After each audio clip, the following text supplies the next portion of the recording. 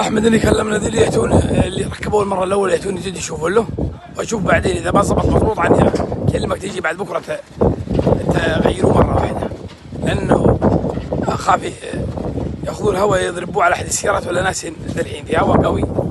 شوف غبار مره جه. شلون يوم فك جرميد بلاستيك وتركيب جرميد معدني. طبعا هنا كان في رياح شديدة شالت الحديد والجراميد وطاح على السطح. الحمد لله انه ما طاح على تحت على سيارات ولا على أرواح.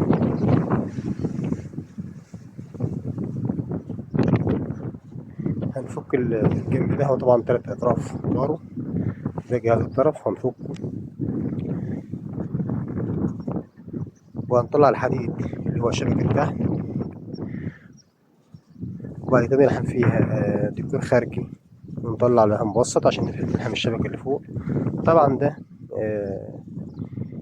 من مساوئه إن الشبكة اللي تحت مش مربوطة بالشبكة اللي فوق، فلما جه الهوا طبعا لما جه الهوا عبى البوري بتاع جرمية البلاستيك.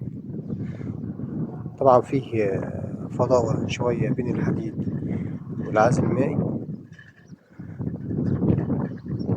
الهواء لما عبى الجرميد شال طبقة الحديد لأنها مش مربوطة بالطبقة الحديد اللي تحت. عشان كده بنقول للمقاولين أي حد بيشتغل في الجرميد لازم يربط الشبكة اللي فوق بالشبكة اللي تحت، علشان لا قدر الله ما يحصل نفس الشيء ده مرة تانية. هنا هو حاطط شريحة خشب متليس عليها من الخارج، ومن بعديها ركب الحديد وشده بمسمار شينكو. طبعا المسمار ده مش هيقاوم الريح أبدا، عشان كده الهوا شال. احنا هنفك كل الكلام ده، طبعا هنكسر عشان نطلع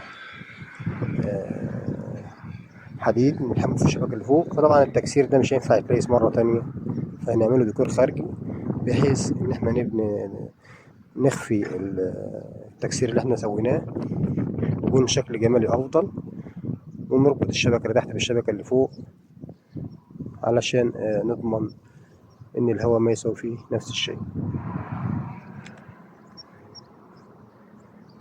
فانا بنبه على كل مقاولين الجرميد لازم تربط الشبكة اللي فوق بالشبكة اللي تحت، لا قدر الله يحصل مشكلة نفس دي. المرة دي جت على السطح، المرة الجاية لا قدر الله ممكن تقع على أرواح أو سيارات.